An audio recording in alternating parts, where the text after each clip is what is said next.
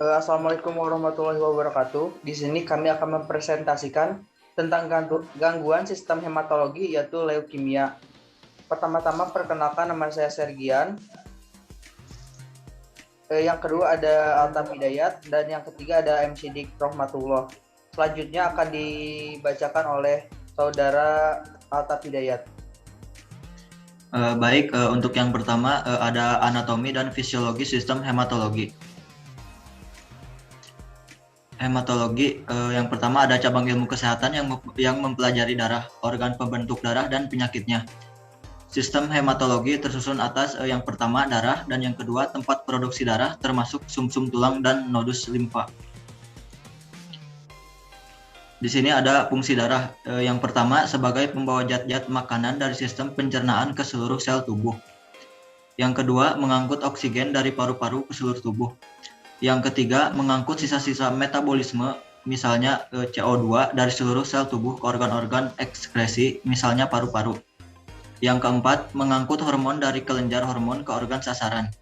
Yang kelima memelihara keseimbangan cairan tubuh. 6.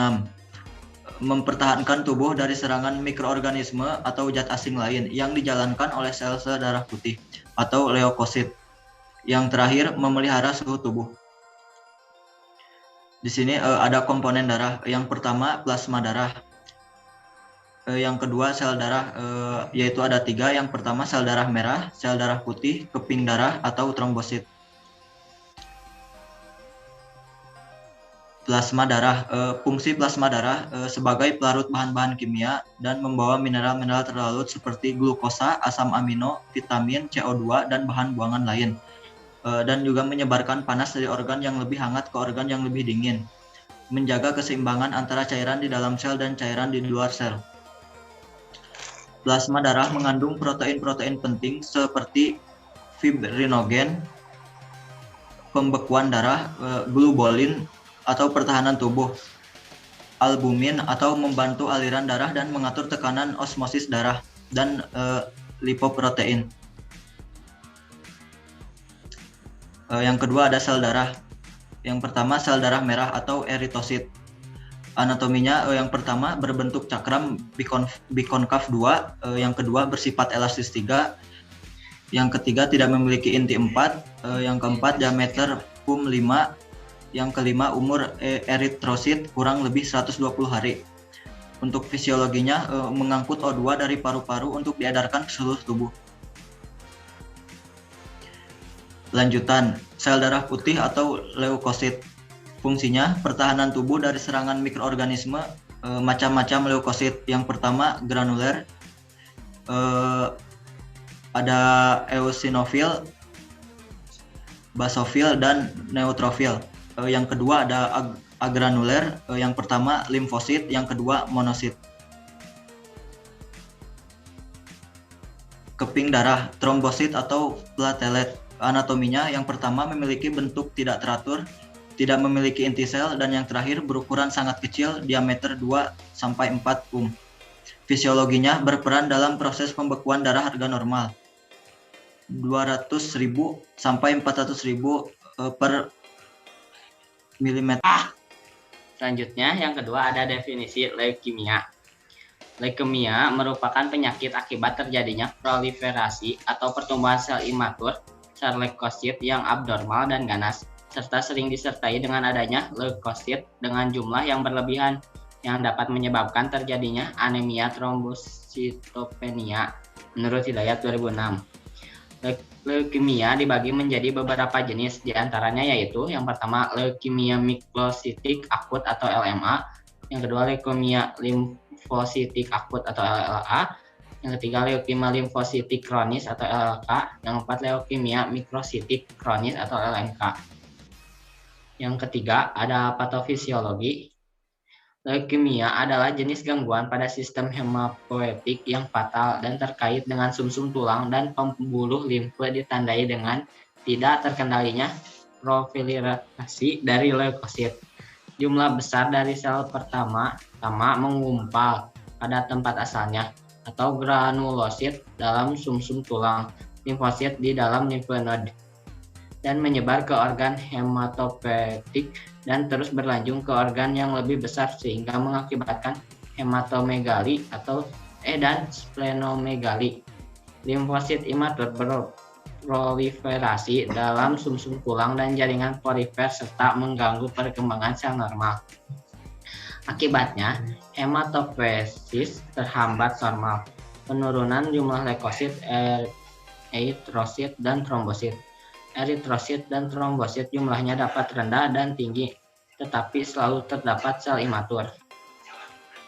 Proliferasi dari satu jenis sel sering mengganggu produksi sel normal hematopoietik, mengarah pembelahan sel yang cepat dan sitopenia dan penurunan jumlah. Pembelahan dari sel darah putih meningkatkan kemungkinan terjadinya karena penurunan imun.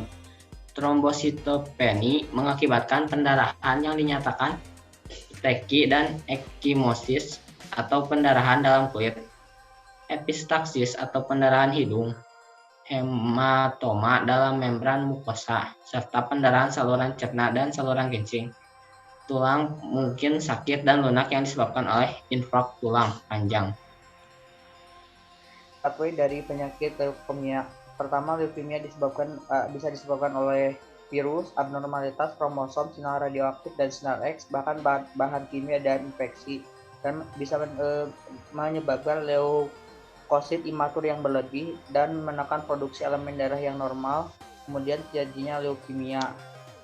Ada sel-sel eukronik, yang pertama disfungsi susunan tulang, dapat menurunkan trombosit sehingga mengakibatkan produksi platelet menurun, terus ke trombositopenia dan menyebabkan diagnosis terjadinya pendarahan, resiko terjadinya pendarahan, kemudian menurunkan neutrofil, lanjut ke neutropenia, kemudian menurunkan sistem pertahanan tubuh sekunder dan menjadi diagnosis resiko tinggi infeksi.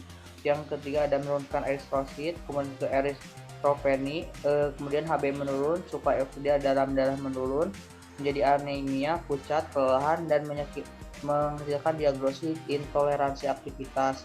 Yang selanjutnya ada peningkatan konsumsi kalori. Sel neoplastik cepat membelah. Yang pertama, sel normal kurang nutrisi dan penurunan berat badan. Yang kedua ada peningkatan laju metabolik, kelelahan, merise, kelemahan umum, dan menghasilkan diagnosis intoleransi aktivitas. Yang selanjutnya ada menumpuk di sumsum tulang, nyeri tulang, dan menghasilkan diagnosis gangguan rasa nyaman. Kemudian ada infiltrasi ke organ-organ limfoid, splenomegali, hepatomegali, dan lymphadenopati. Selanjutnya langsung ke pembesaran dan menghasilkan diagnosis gangguan rasa nyeri. Kemudian cara pengobatan kemoterapi. Efek kemoterapi adalah mual, bisa menyebabkan anoreksia seperti muntah, resikonya perubahan nutrisi dan kurang dari kebutuhan, kemudian keluaran yang berlebihan dan menghasilkan diagnosis resiko kekurangan volume. Yang selanjutnya kompensasi tubuh, ada alopecia dengan gigi citra tubuh, ada stomatis dan perubahan membran mukosa oral, dan perlawanan dari tubuh atau hipertermi. Yang ketiga ada perawatan dari rumah. Terus penyebabnya kurangnya informasi, kurang pengetahuan tentang penyakit, prognosis dan perawatan. Selanjutnya akan dibacakan oleh saudara Sidik kembali. Yang keempat ada etiologi. Yang pertama, karena faktor genetik, perubahan struktur sel leukemia, limfoma, virus atau HLTV. Yang kedua, radiasi, 3 obat-obatan imunosupresif, obat kardiogenik seperti dietiltibestrol. Yang keempat, faktor hereditar. Yang kelima, kelainan kromosom. Yang kelima, farmakologi akan dibacakan oleh saya sendiri.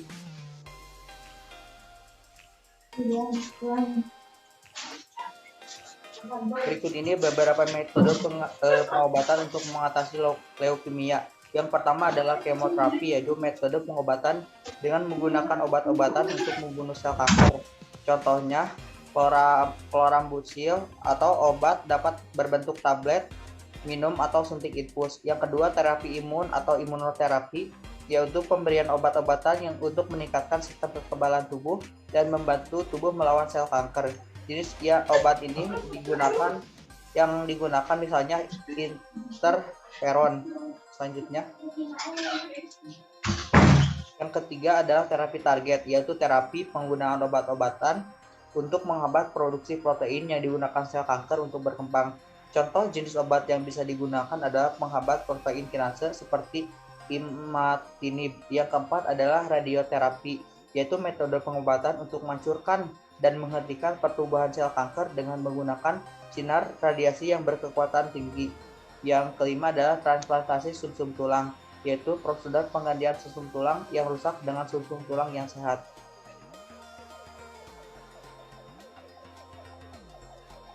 Yang keenam, pengobatan lainnya salah satunya dilakukan adalah yaitu operasi pengangkatan limpa. Yang keenam adalah terapi diet. Diketahui bahwa kanker darah pun bisa menyebabkan berbagai gangguan, baik anemia hingga asam urat. Untuk mencegah asam urat yang berlebihan, penderita leukemia akan diberikan obat allopurinol untuk menurunkan asam urat dan diharuskan diet rendah purin. Makanan yang berpurin tinggi diantaranya tahu tempe, sayur daun hijau, makanan laut, kacang-kacangan, dan jeroan. Selain diet purin, penderita leukemia juga harus diet asam folat, baik jenis lipoblastik maupun jenis myeloid leukemia. Makanan berasam folat tinggi diantaranya adalah kacang-kacangan dan daun berwarna hijau seperti bayam, asparagus, dan brokoli. Yang ketujuh adalah pemeriksaan diagnostik. Yang pertama adalah hitung darah lengkap complete blood cell atau CBC, fungsi lumba untuk mengkaji keterlibatan susunan saraf pusat. Yang kedua ada fototoraks untuk mendeteksi keterlibatan mediastinum. Yang ketiga adalah aspirasi sumsum tulang. Ditemukannya 25% sel blast memperkuat diagnosis. Yang keempat adalah pemindaian tulang atau survei kerangka yang mengkaji keterlibatan tulang. Yang kelima adalah pemindaian ginjal, hati, limpa untuk mengkaji infiltrate leukemik. Yang keenam adalah jumlah trombosit menunjukkan kapasitas pembekuan. Yang kedelapan ada manifestasi klinis. Yang pertama adalah pilek tidak sembuh-sembuh. Yang kedua, pucat, lesu, dan mudah terstimulasi. Yang ketiga, demam dan anoreksia. Yang keempat, berat badan menurun. Yang kelima, petechiae atau memar tanpa sebab, nyeri pada tulang dan persendian. Yang keenam adalah nyeri abdomen. Yang ketujuh ada abnormal WBC. Yang keenam ada lumpedenopati dan hepatosplenomegali. Yang kedelapan ada pencegahan leukemia.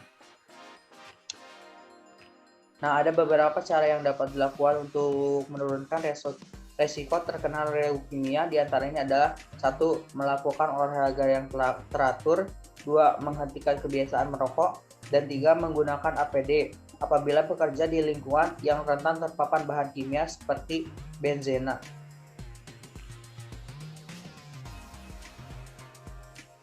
Mungkin segitu presentasi dari kelompok kami. Terima kasih. Mohon maaf apabila ada kesalahan. Wassalamualaikum warahmatullahi wabarakatuh. Waalaikumsalam warahmatullahi wabarakatuh.